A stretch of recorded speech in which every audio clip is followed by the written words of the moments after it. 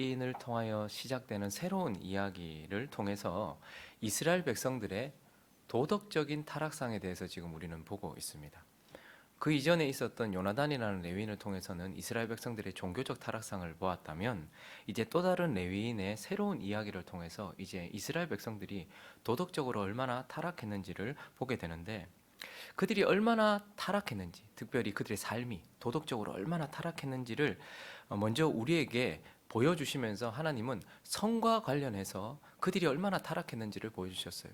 한 사회나 한 사람의 도덕률은 그 사람의 성도덕과 관련이 있다고 말씀을 드렸죠. 그래서 하나님은 성과 관련해서 그들이 얼마나 타락했는지를 보여주시면서 레위인이 첩을 가지고 있었다, 레위인이 첩을 가지고 있었다라는 것과, 그리고 또한 첩은 음행을 했다라는 것, 그리고 또요, 한 지파는 계속해서 하나님 앞에서 동성애를 자행하려고 하고 결국은 한 여자를 윤관하는 그 자리에까지 가고 있는 그러한 성적인 그들의 모습을 통하여서 그들이 도덕적으로 타락했다라는 것을 보여주었어요. 그러나 도덕적으로 그들이 타락했다라는 증거가 오직 성과만 관련되어 있는 것일까요? 그들이 성적으로 타락했기 때문에 저들은 참 도덕적으로 타락했어, 그의 삶이 완전히 타락했어, 그렇다면 그와 같은 성적인 관계, 그와 같은 성적인 어떤 모습을 가지지 않은 사람들은 나는 그래도 내 삶은 하나님 앞에서 그래도 좀 도덕적이지 라고 생각할 수 있는 것입니까? 나는 레위인처럼 첩을 두지도 않았고, 나는 그 첩처럼 음행하지도 않았고, 더군다나 나는 동성애나 윤곽 같은 것은 저지르지 않았으니 나는 그래도 도덕적으로는 하나님 앞에서 좀 괜찮은 것 아닌가라고 생각할 수 있는 것입니까? 하나님은 이제 도덕적으로 그들이 얼마나 타락했는지를 성과 관련되어서도 말씀하시지만, 또 다른 증거들을 통하여서 너희들의 삶이 타락했다, 너희들이 도덕적으로 타락했다라는 것을 계속해서 담담하게 지금 계속해서 어떠한 감정도 섞지 않고 그냥 있는 사실들을 쭉 기록하시면서 그들의 도덕적인 타락상을 우리에게 보여주고 있는데, 그래서 이어지는 오늘 본문 말씀을 통해서 우리는 하나님 앞에 그들이 얼마나 도덕적으로 타락했는지에 대한 또 다른 명백한 증거, 그러한 증거들을 한번 살펴보려고 합니다. 그 첫 번째는 이제 일상과 관련해서 그들이 도덕적으로 얼마나 타락했는지를 우리는 보게 되는데, 우리 어제 본문을 보시면 별로 중요한 것 같지 않은 레위인과 그리고 그의 장인이 그 일상을 보내는 장면을 비교적 구체적으로 계속해서 기록하고 있다는 것을 보게 돼요.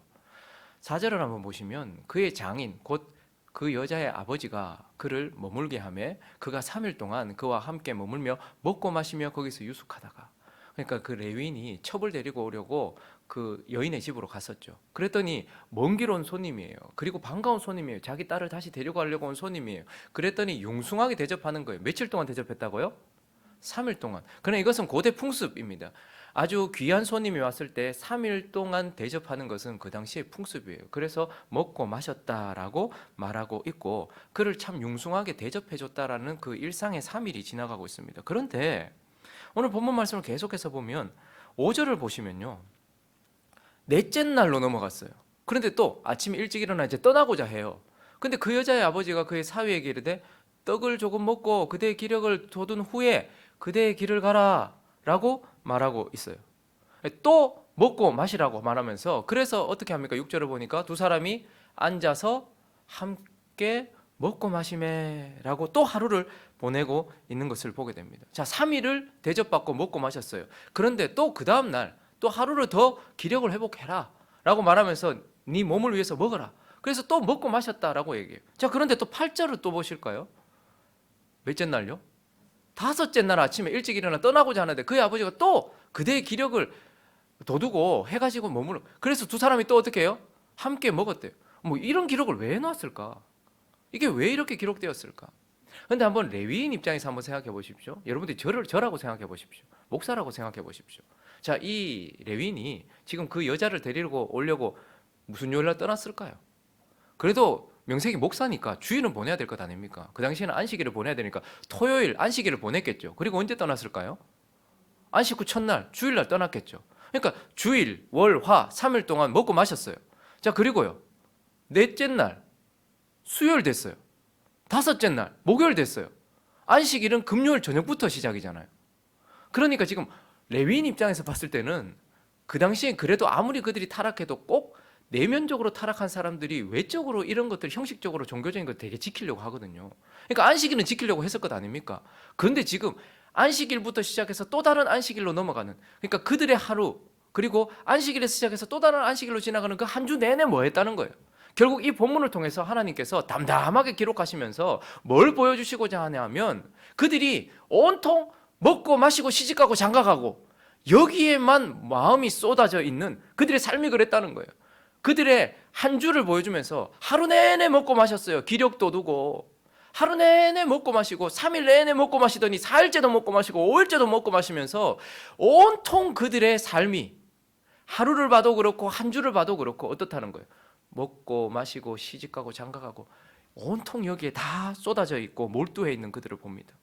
그리고요, 또 하나는요, 6절을 다시 한번 보시면 청하노니 이 밤을 여기서 유숙하여 뭐 하라는 거예요? 마지막 부분에 보니까 그대의 마음을 즐겁게 하라. 온통 몸, 육체에 먹고 마심 이걸로 채우더니 또 하나는요, 그대의 마음을 즐겁게 해라 라고 말하고 있어요. 9절도 똑같은 말을 하고 있는데 9절도 한번 볼까요? 그 사람이 첩과 하인과 더불어 일어나 떠나고자 했어요. 그의 장인 곧 그의 여자의 아버지가 그에게 이르되 보라 이제 날이 저물어 가니 청하건대 이 밤도 유숙하라. 그리고요, 보라 해가 기울었느니라 그대는 여기서 유숙하여 그대의 마음을 또 어떻게 하래요? 즐겁게 하라. 그러니까 지금 본문이 담담하게 기록하면서 뭐 하는 거예요? 하루 종일 먹고 마시고 시집가고 장가가고 그리고 하루 종일 자기 마음 즐겁게 하는, 그러니까 육체를 채우고 자기 마음을 즐겁게 하는 것에 온통 몰두해 있는 레위인과 그리고 그 백성을 보여주고 있는 것입니다. 그래서 지금 뭘 말씀하고 싶으실 건가요? 그들이 흉악한 죄를 범하지 않는다 할지라도 그들의 일상 전부가 온통 내 몸이 먹고 마시는 것, 시집가고 장가가는 것, 그리고 내 마음이 즐거운 것, 여기에 몰두해서 그들의 삶을 살고 있는 모습이라면 이것이 뭐라는 거예요? 심각하게 도덕적으로 그의 삶이 타락했다는 증거라는 거예요. 아, 나는 레위인처럼 처벌 두지도 않았는데, 아, 나는 동성애도 안 하는데, 하지만 우리의 삶이 온통 먹고 마시고 내 마음 즐겁게 하는데 하루 내내 한 주 내내 쓰고 있는 삶이라면 정확하게 도덕적으로 타락한 상태라는 것을 우리에게 말하고 있습니다. 왜 이것을 도덕적으로 타락했다고 말할 수 있을까요? 우리도 가끔씩 하루를 이렇게 보내잖아요. 가끔씩 우리도 절어버리면 한 주를 이렇게 보내잖아요. 그러나 하나님은 이것이 정말로 도덕적으로 타락한 상태라고 말하고 있어요. 왜요? 창세기에 최후의 심판을 예표해주는 물의 심판이 있었을 때에 그때의 상태가 바로 그랬습니다. 마태복음 24장으로 가볼까요? 37절부터 첫 번째 물로 심판하실 때에 노아의 때와 같이 인자의 임함도 그러하니라 읽습니다. 시작. 홍수 전에 노아가 방주에 들어가던 날까지 사람들이 먹고 마시고 장가들고 시집가고 있으면서 홍수가 나서 그들을 다 멸하기까지 깨닫지 못하였으니 인자의 임함도 이와 같으리라. 뭐 노아 시대에 홍수로 심판받았어요. 그런데 그때 술 먹고 막 방탕하고 이런 얘기를 하지 않아요. 먹고 마시면서 내 몸 채우고 시집가고 장가가면서 내 마음 즐겁게 하고 온통 이것에 쏟아져 있었던 육체가 되어버린 그들을 향해서 하나님은 그들의 삶이 심각하게 부패했다, 도덕적으로 타락했다라고 말하고 있습니다. 그러니 우리의 일상이 온통 먹고 마시고 시집가고 장가가고 온통 내 마음 즐겁게 하고 내 마음 편안하게 하는 것, 내 육체와 내 마음에 몰두하고 있다면 우리는 더러운 짓을 하지 않는다 할지라도 하나님 앞에서 도덕적으로 심각하게 타락했다라고 볼 수 있는 것입니다.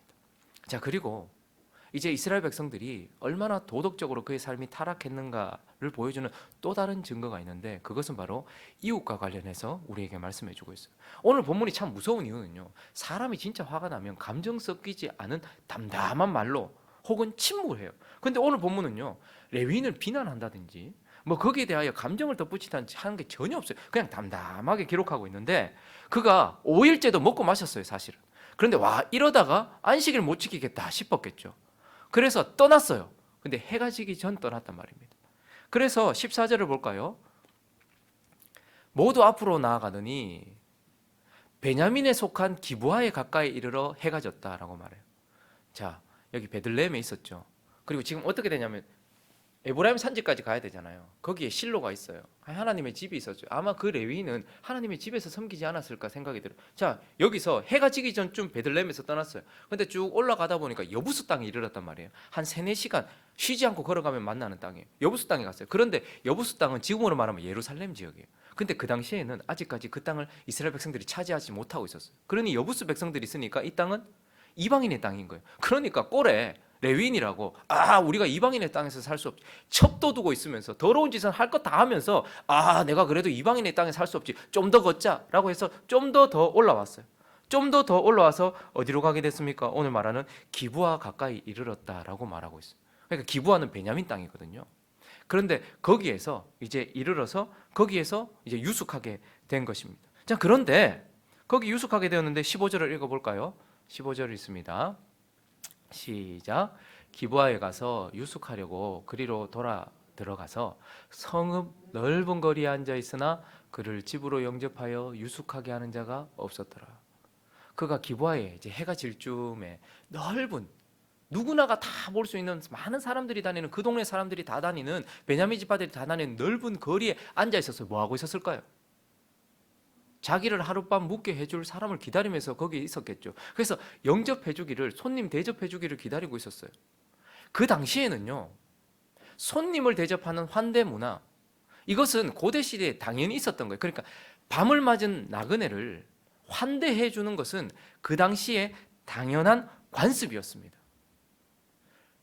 이것은 하나님의 백성들이 아닌 자들에게도 고대 시대에는 나그네나 이러한 밤을 맞은 사람들을 손님으로 대접하여서 환대하는 것은 그 당시 고대의 당연한 관습이었어요.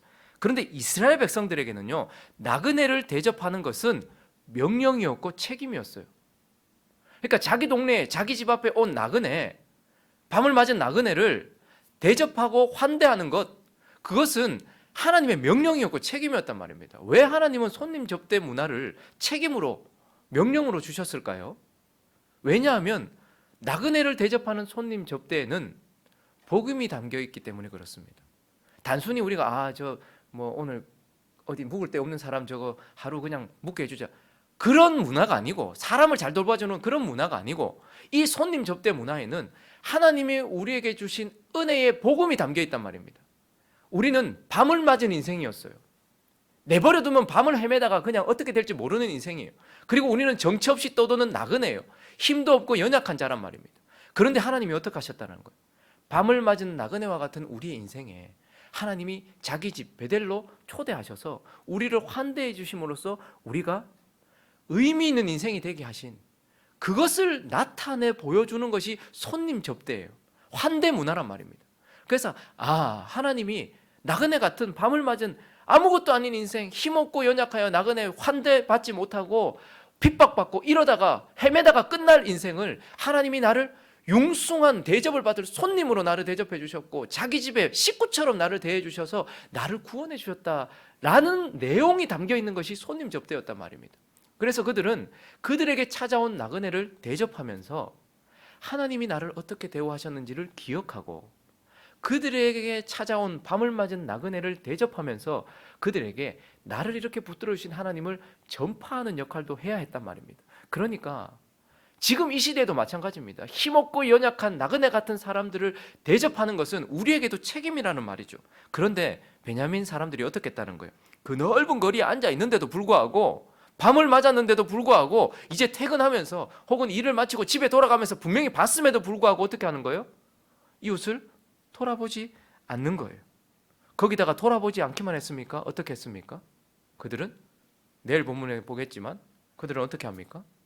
성적으로 그 나그네를 학대합니다. 동성애를 저지르려고 하고 결국은 그 정욕을 참지 못해서 그의 첩을, 그의 아내를 윤관하게 되는, 오히려 대접하지 않을 뿐 아니라 어떻게 하는 거예요? 학대했단 말입니다. 힘없는 나그네, 밤을 맞은 나그네를 학대했단 말입니다. 그런데 이웃을 환대하지 않거나, 힘없는 나그네, 그것도 힘있고 그런 나그네도 아니고 힘없고 밤을 맞은 나그네를 대접하지 않는 것이 그게 그렇게 큰 문제냐? 그리고 그들에게 좀 피해를 주고 한 것이 큰 문제냐? 예.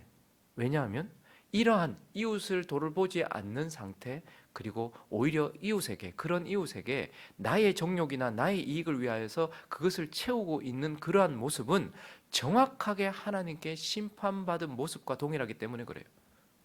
물로 심판받았을 때의 일상과 관련해서 봤다면 불로 심판받은 소돔, 그 소돔이 왜 심판받았는가에 대하여서 우리는 소돔이 심판받은 것에 대하여 자꾸 동성애 이야기만 연관시켜가지고 소돔 땅이 심판받았던 이유는 그 땅이 너무 성적으로 타락해서 동성애를 저질렀기 때문에 타락했다, 그래서 하나님 불로 심판하셨다, 그 말도 틀린 말은 아닙니다. 그러나 에스겔서 16장에 가보시면 소돔이 심판받은 이유를 이렇게 말하고 있는데 49절만 한번 볼까요? 자, 불로 심판받은, 이번에는 불로 심판받은 소돔에 대하여 하나님께서 이렇게 지적하십니다. 읽습니다. 시작. 내 아우 소돔의 죄악은 이러하니 그와 그의 딸들에게 교만함과 음식물의 풍족함과 태평함이 있음이며 또 그가 가난하고 궁핍한 자들을 도와주지 아니하며 무정했기 때문이다라고 말하고 있어요. 소돔은 매우 풍성했거든요. 음식도 풍성했고 마음도 풍성했단 말입니다. 그런데 그들에게 다가온 나그네를 대접하지 않고 무정했단 말입니다. 그래서 그들은 어떻게 했습니까? 여러분, 소돔과 고모라가 멸망하던 그날, 그 밤에 어떤 일이 있었습니까? 그곳에 나그네들이 왔어요. 천사들이 그곳에 방문했단 말입니다. 그런데 그 땅 사람들은 아무도 그를 대접하지 않았어요. 그런데 어떻게 롯만 그들을 환대했단 말입니다. 그런데 대접하지 않은 것에서만 그치지 않고 롯의 집에서 지금 머물고 있는 그 나그네들에게 어떻게 갔어요? 오늘 이 본문과 똑같이 사사기 19장에 나와 있는 본문과 똑같이 창세기 19장에서는 어떻게 했습니까? 그들에게 가서 성적으로 학대를 하려고 했고 결국은 그러한 손님들을 대접하지 않은 것뿐만 아니라 학대했던 그런 것, 소돔이 멸망했던 이유는 동성애 성적 타락 때문이기도 해요. 그러나 그들은 무정한 자들이었단 말입니다. 그들은 이웃을 돌보지 않았을 뿐만 아니라 이웃을 학대하여서 자기의 이익을 누리려고 했고 자기의 그것을 얻으려고 해서 자기의 정욕을 채웠던 모습이었다는 말이죠.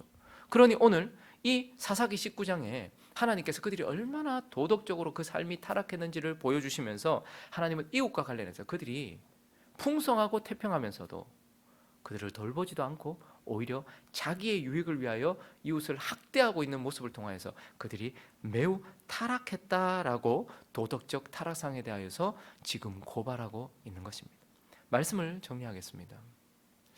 나는 하나님 앞에 완전하지도 않고 나는 하나님 앞에 좀 부족하긴 하지만 그러나 다른 사람들보다는 도덕적으로는 그래도 괜찮은 것 같아 라고 생각이 드십니까? 성과 관련해서 우리 자신을 한번 돌아보시기 바랍니다. 나는 레위인처럼 첩을 두지 않았고 나는 그 첩처럼 음행하지도 않았고 더군다나 동성애도 저지르지 않고 나는 윤곽 같은 걸 하지 않았으니까 나는 도덕적으로 괜찮다, 나의 성적인 그런 부분은 괜찮다라고 생각이 드십니까? 혹 내 삶에는 첩과 함께하는 집이 없다 할지라도 내 마음 한구석에는 어떠한 첩을 두고 있는 마음은 없습니까? 혹은 나는 겉으로는 행음하지 않았지만 내 마음속에는 수없이 다른 사람에게 마음도 주고 다른 사람들을 바라보는 성적인 타락이 내게 있는 것은 아닙니까? 성과 관련해서 우리 자신을 돌아보시기 바랍니다. 이제는 세상 사람들과 교회가 성도덕에 있어서는 별반 다르지 않은 것을 보면서 그 누구도 성과 관련해서 나는 도덕적입니다라고 말할 수 있는 사람이 없습니다. 왜요? 하나님은 우리의 외적인 것만 보는 것이 아니고 우리의 마음 중심을 보고 계시기 때문에 그렇습니다. 우리가 겁이 많아서 음행을 하지 못하는 것이지 그래서 내 마음속으로 저지르는 것이지 실제로 도덕적이기 때문에 그러지 않다라는 것은 결코 아니라는 것을 기억해야 합니다. 그리고요, 우리의 일상과 관련해서 나는 오늘 하루 무엇을 위해서 살아갑니까? 내 삶의 목적은 무엇입니까? 내 한 주는 무엇을 향해 달려가고 있습니까? 온통 먹고 마시고 시집가고 장가가고 마음의 즐거움을 위해서 살아가고 있는 우리는 아닙니까? 그리고요, 나는 내 주변 사람들과 어떤 관계 속에 있는지, 밤을 맞은 나그네와 같았던 나를 융숭하게 대접해 주셔서 천국으로 자기 집으로 인도하신 하나님, 그 하나님 앞에 서 있으면서 나는 이웃을 대접하지도 않을 뿐만 아니라 오직 나의 이익을 위하여서 다른 이들의 아픔, 다른 이들을 지금 학대하면서 나는 학대한 적 없는데 라고 생각할지 모르겠지만 오늘 우리의 삶이 나의 유익을 위하여서 오직 나의 육체, 나의 마음의 평안함, 나의 정욕, 나의 이익 이것만을 위해서 살아가고 있다면 우리는 매우 도덕적으로 타락한 사람이다라는 것을 기억하면서 오늘 우리가 하나님 앞에 어떠한 상태인지 돌아보는 저와 여러분 되시기를 예수 그리스도의 이름으로 축원합니다. 같이 한번 말씀을 생각하면서 또